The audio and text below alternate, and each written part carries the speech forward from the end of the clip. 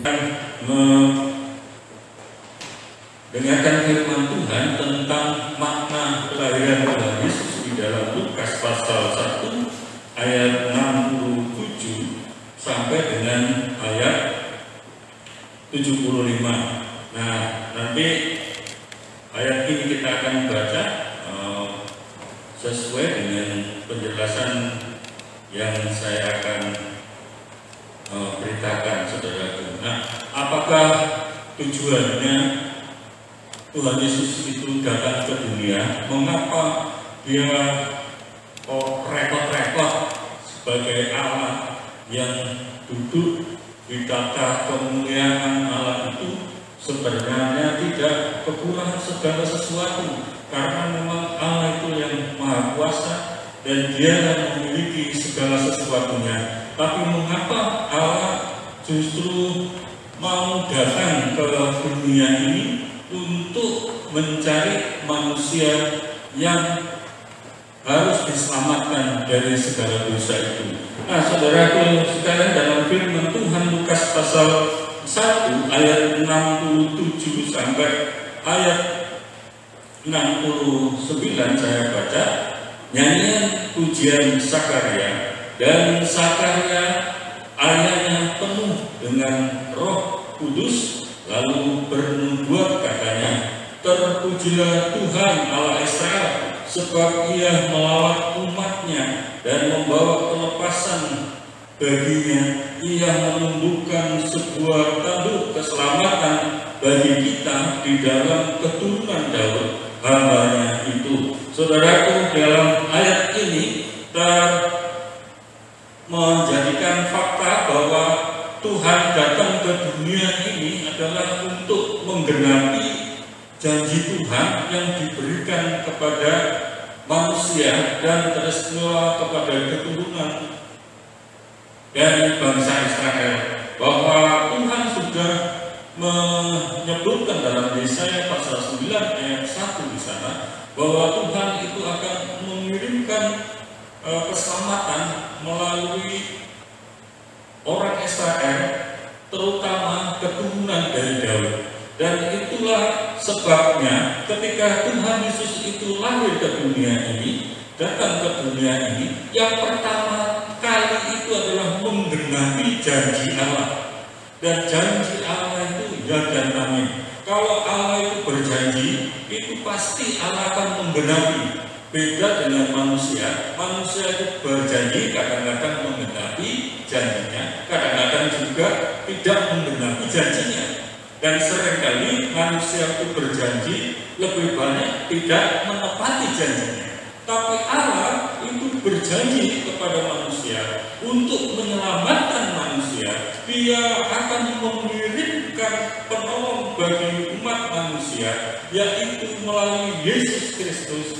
Dan itu sudah lama ditunggu-tunggu oleh bangsa Israel, dan juga ditunggu-tunggu oleh semua manusia di seluruh muka bumi ini. Itulah sebabnya Sakaria ketika dia penuh Roh Kudus, dia mengatakan, terpujilah Tuhan Allah Israel, sebab Ia melawat umatnya dan membawa kelepasan baginya. Dan ini Sakaria ini mengakui dalam hidupnya itu bahwa orang Israel itu sudah digenapi, yaitu dengan kedatangan Yesus Kristus ke dunia itu untuk menyelamatkan, melepaskan manusia itu dari beban-beban dosa yang berat, untuk menyelamatkan manusia itu dari segala dosa-dosa yang mengikatnya melalui Yesus Kristus yang hidup. Saudaraku sekalian, dia katakan Ia menumbuhkan sebuah tanduk keselamatan bagi kita di dalam keturunan Daud hamba-Nya itu.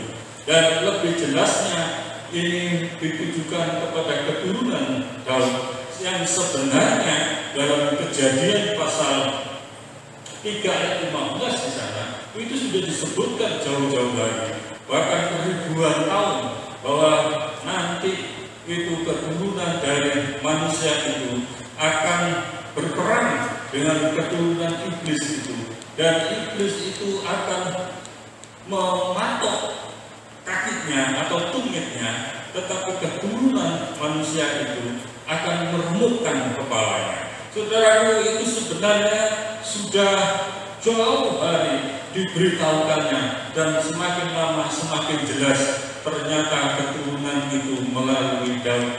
Dan ketika turun di dalam perjanjian baru itu, datanglah Maria, itu adalah keturunan Daud, dan dari Yusuf itu juga keturunan dari Daud meskipun jauh, ya. Nah, saudaraku sekalian, ini adalah bukti bahwa Tuhan itu menepati janjinya. Dan kalau Tuhan itu menepati janjinya, maka Dia tidak pernah gagal, tidak pernah ingkar janji, dan Tuhan akan menepati juga ketika Allah mau menolong saudara kesulitan apapun yang kita hadapi dan kita minta pertolongan pada Tuhan. Tuhan itu pasti akan menolong kita dan menggenapi janjinya dalam firman Tuhan itu, supaya kita bisa menikmati sesuai dengan karunia dan berkat Tuhan. Saudaraku sekalian, yang kedua itu tujuannya Yesus lahir ke dunia ini, yaitu menebus dosa manusia. Menebus dosa manusia, ayat 70, seperti yang telah difirmankannya sejak purbakala oleh mulut nabi-nabinya yang kudus, untuk melepaskan kita dari musuh-musuh kita dan dari tangan semua orang yang membenci kita.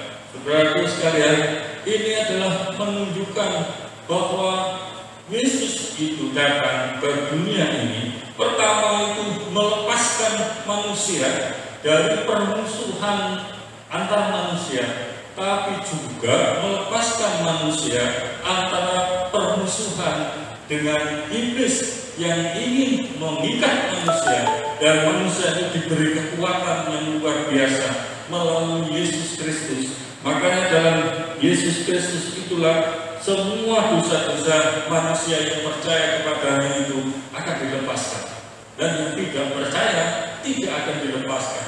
Dan puji Tuhan, saudara dan saya itu mendapat berkat yang luar biasa, bahwa saudara dan saya itu dilepaskan dosa-dosa kita oleh karena kita percaya kepada Yesus Kristus Tuhan kita. Saudara, ini luar biasa, karena manusia itu tidak bisa memperjuangkan dirinya sendiri untuk melepaskan dosa dengan cara apapun, dengan kepintarannya. Manusia sekalipun pintarnya luar biasa, tapi manusia itu tidak pernah bisa melepaskan dosanya yang mengikat. Dengan kesalahannya, dengan kesalahannya luar biasa, manusia itu sampai sana, tapi suatu saat juga manusia itu terjatuh dalam dosa. Dengan kekayaan, ketika merasa manusia kaya, tidak perlu lagi berbuat dosa, tapi kenyataannya semakin kaya, manusia itu ingin berbuat dosa. Sudah punya jabatan, misalkan penghasilannya sudah luar biasa, masih juga tergoda untuk korupsi. Ya, karena apa? Manusia tidak bisa melepaskan diri dari godaan itu yang ada di dalam hati manusia. Itu yang bisa menyelesaikan adalah Yesus Kristus. Dan Yesus Kristus itulah yang bisa menyelesaikan kecenderungan manusia untuk berbuat dosa itu dan melepaskannya. Itulah sebabnya Yesus lahir ke dunia ini. Itulah sebabnya Yesus datang ke dunia ini, untuk menolong manusia, supaya manusia itu mau untuk menyerahkan hidupnya kepada Tuhan. Saudara tahu dalam pemberitaan firman Tuhan kemarin dalam Filipi 2 ayat 8 itu, Allah datang ke dunia ini tidak main-main.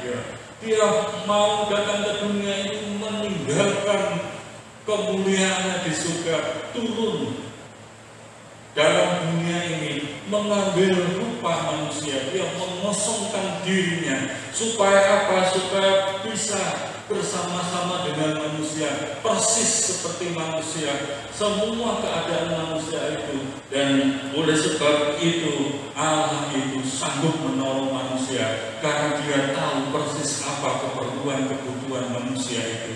Saudara-saudara sekalian, itulah tujuannya bahwa Yesus ke dunia ini, untuk menebus dosa manusia itu. Yang ketiga itu yaitu supaya saudara bisa beribadah kepada Tuhan dengan baik. Ayat 74 ya, dikatakan di sana, supaya kita terlepas dari tangan musuh, dapat beribadah kepadanya tanpa takut dalam kekudusan dan kebenaran di hadapannya seumur hidup kita. Dan engkau, hai anakku, akan disebut Nabi Allah yang Maha Tinggi, karena engkau akan berjalan mendahului Tuhan untuk mempersiapkan jalan baginya. Tahu saudara sekalian, di sana jelas ayat 74 sana, ayat sampai 75 itu, Allah itu menghendaki supaya saudara dan saya ini bisa beribadah sesuai dengan kehendak Tuhan. Bukan kita beribadah sesuai keinginan kita. Yang manusia itu kan aneh untuk mencari Allah dengan cara-cara akalnya sendiri, dengan cara kemampuannya sendiri, yang tidak sesuai dengan hukum-hukum Allah, yang tidak sesuai dengan kehendak Allah. Pada zaman itu kita tahu manusia ingin bertemu dengan Allah untuk dengan mengorbankan binatang, bahkan mengorbankan kekayaannya supaya bertemu dengan Tuhan. Bahkan ada suku yang mengorbankan manusia untuk bertemu dengan Tuhan, tapi kenyataannya itu tidak bisa. Yang kebalikannya adalah Yesus datang ke dunia ini supaya saudara dan saya dan manusia di seluruh muka bumi ini bisa beribadah kepada Tuhan dengan benar. Nah, ibadahnya dengan benar apa? Ketika Tuhan Yesus bertemu dengan seorang wanita di dekat sumur Yakub itu, Tuhan Yesus mengatakan apa? Suatu nanti manusia itu tidak akan beribadah di satu tempat, tidak beribadah di gunung-gunung, tetapi beribadah di mana? Beribadah dengan roh dan kebenaran. Jadi ibadah yang paling benar itu adalah ibadah di dalam roh dan kebenaran. Mengapa begitu? Karena itu Allah itu adalah roh kebenaran.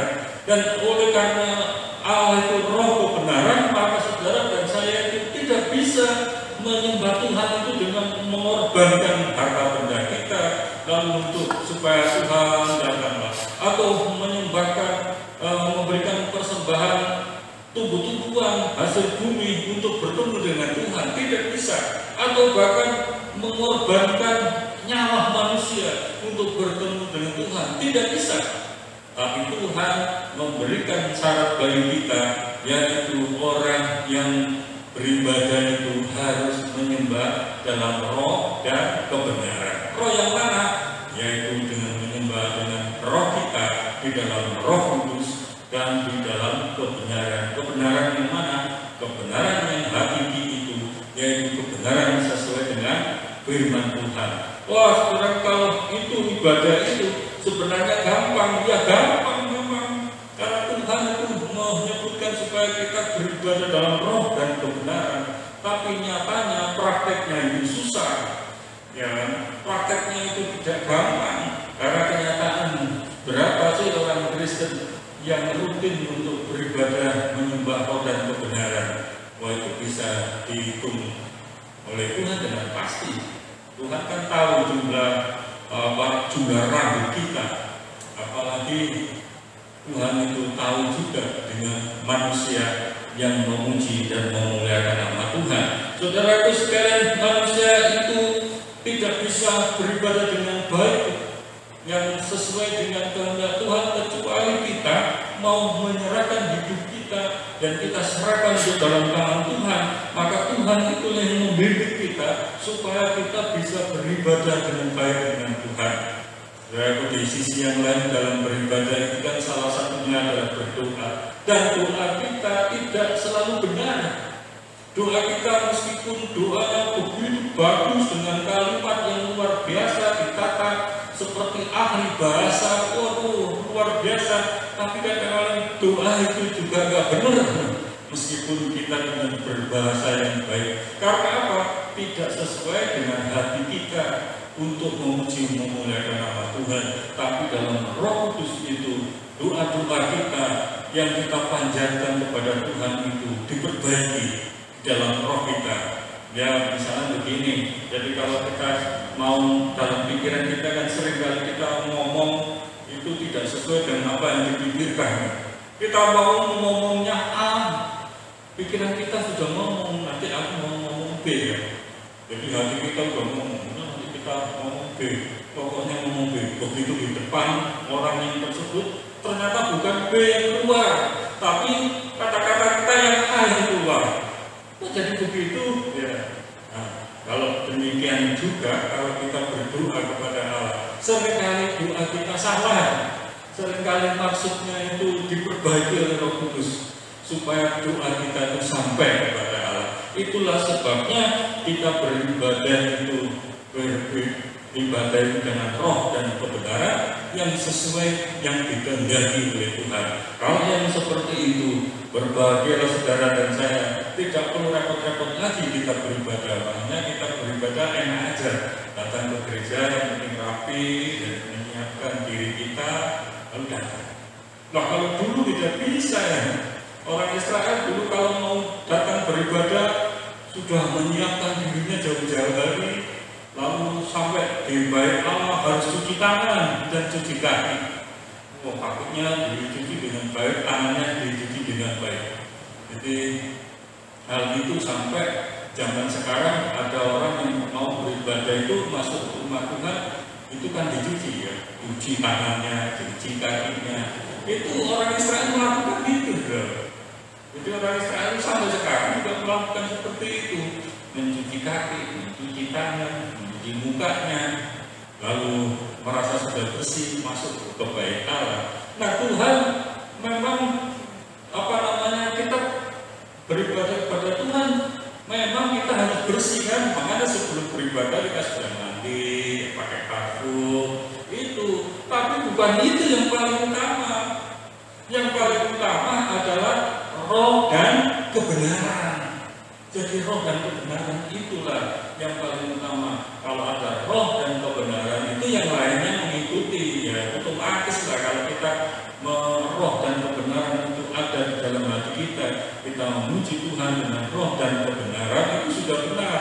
Yang lainnya itu mengikuti ya. Dan saudara-saudara sekalian, demikianlah firman Tuhan ini, bila firman Tuhan ini mendorong kita dan mengingatkan kepada kita bahwa makna kelahiran Tuhan itu sungguh luar biasa. Oleh karena firman Tuhan itu katakan bahwa Yesus datang itu untuk menggenapi janji-janji Allah terhadap manusia. Kedua, dia mau menebus dosa-dosa manusia itu yang tidak dapat diselesaikan oleh manusia, diselesaikan oleh Tuhan Yesus di Bukit Golgota itu.